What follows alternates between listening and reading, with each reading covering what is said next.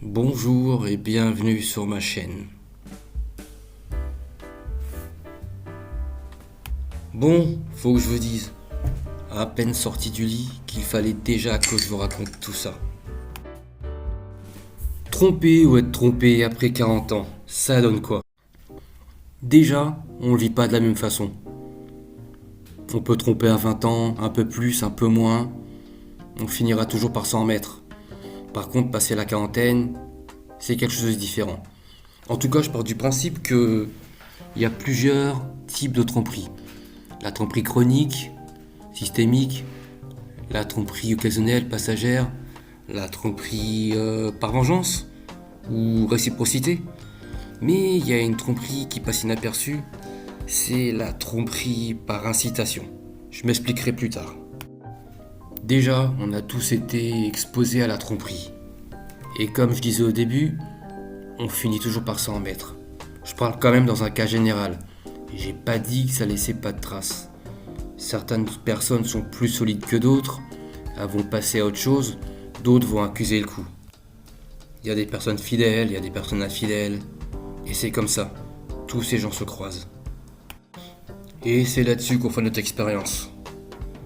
On devient méfiant, plus sélectif, mais il faut toujours faire attention. Mais du coup, à 40 ans, on la vit comment cette tromperie? C'est vrai que à 40 ans, quand on se fait tromper, c'est pas la même chose qu'à 20 ans. Bon, quand on a 20 ans, on accuse le coup, on va pleurer un bon coup sous la couette, on baisse les volets, maman nous apporte un petit thé au miel, et on finit par s'en remettre. À 40 ans, c'est différent. À cet âge-là, on est plutôt quelqu'un de responsable. On a construit beaucoup de choses et beaucoup de paramètres peuvent rentrer en jeu. Une famille avec des enfants, une maison, la voiture, les factures, les assurances, le crédit, enfin bref, la norme. Et d'un coup, et à un moment donné, il a fallu que il ou elle aille voir ailleurs. Et là, je peux vous dire que la personne qui était trompée est dévastée. 15 ans ou 20 ans de confiance, de souvenirs, de choses qu'elles ont construites en commun. Et pourquoi pas, des choses en projet pour l'avenir.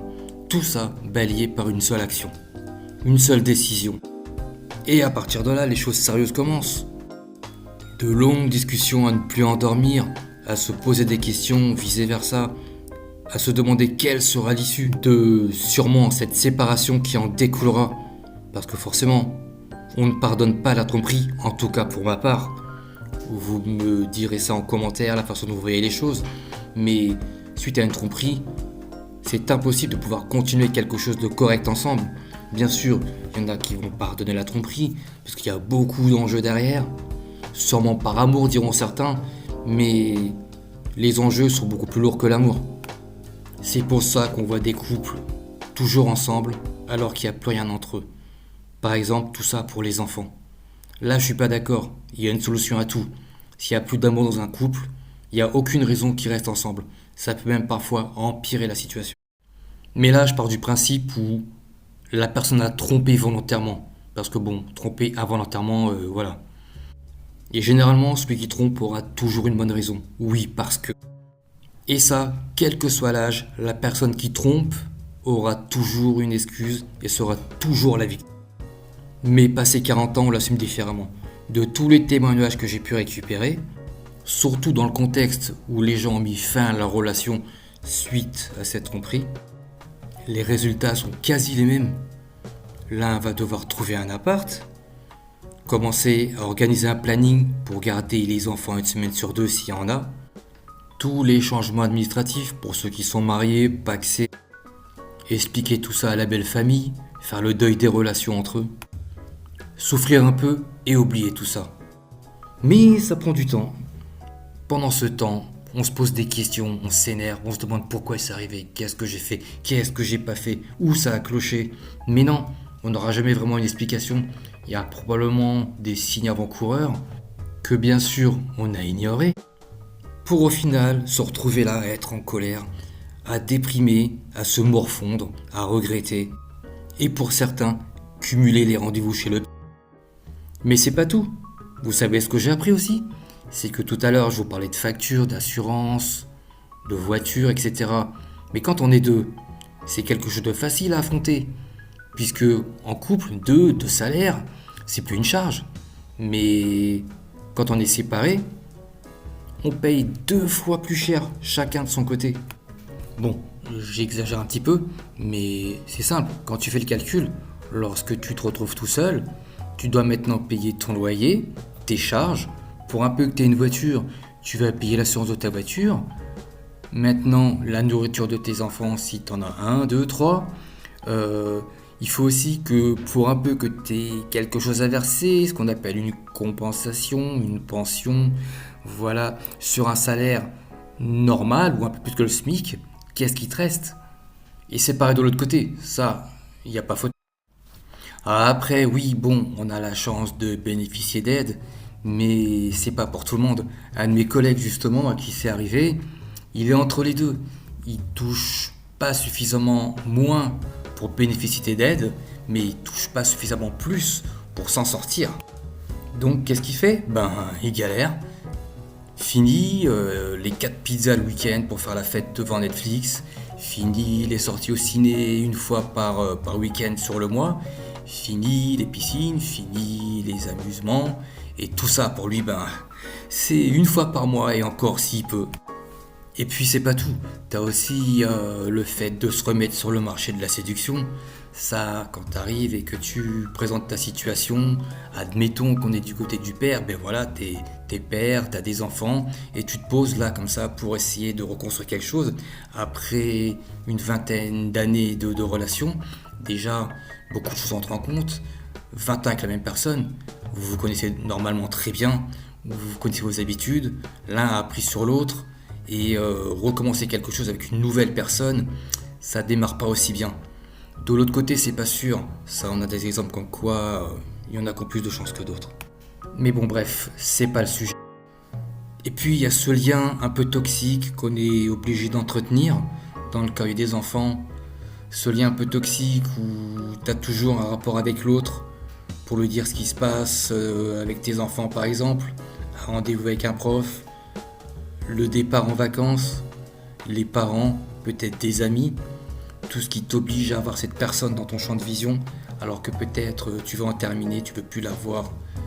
Et là-dessus, en ce qui me concerne en tout cas, après une séparation, on n'est pas potes.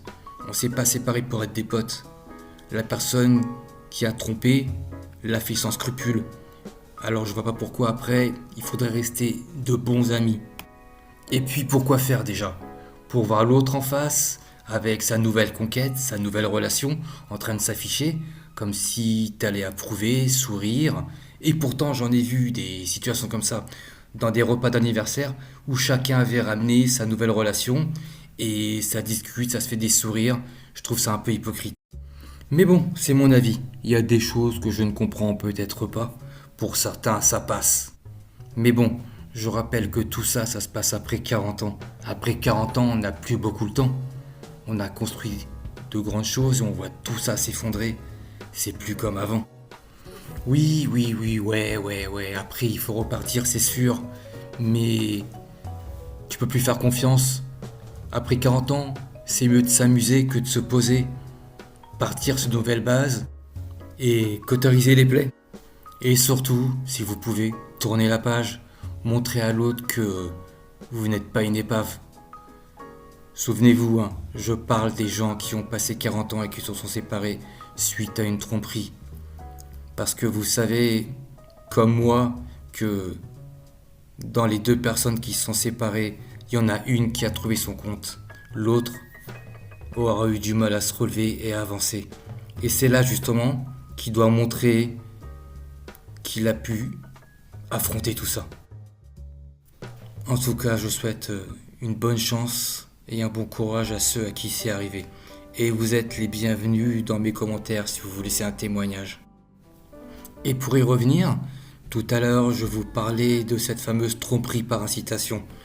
Je vais vous donner d'autres exemples.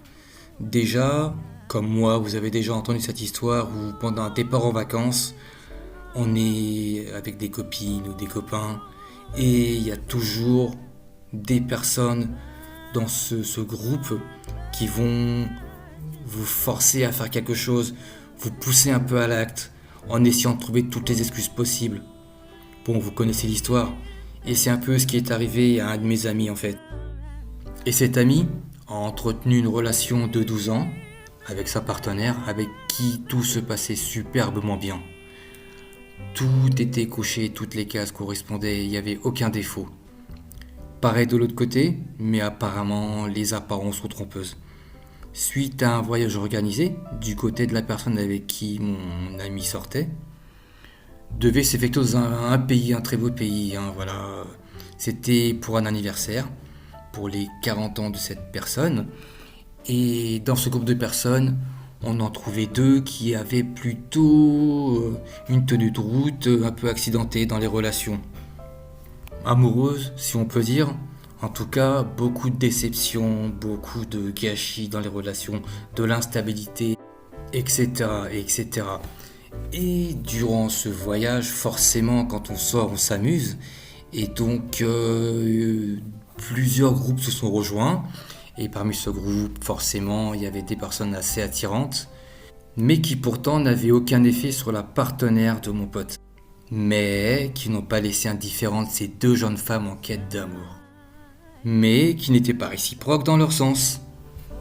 Ce qui n'était pas le cas de la partenaire de mon copain.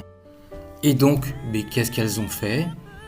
Elles ont essayé d'arranger les deux parties, surtout en disant à la partenaire de mon pote que pourquoi elle se retenait, il fallait tenter l'aventure, il fallait le faire, que c'était l'occasion maintenant dans un nouveau pays, ça serait quelque chose d'inoubliable, et puis il n'est pas là, donc il ne le saura pas.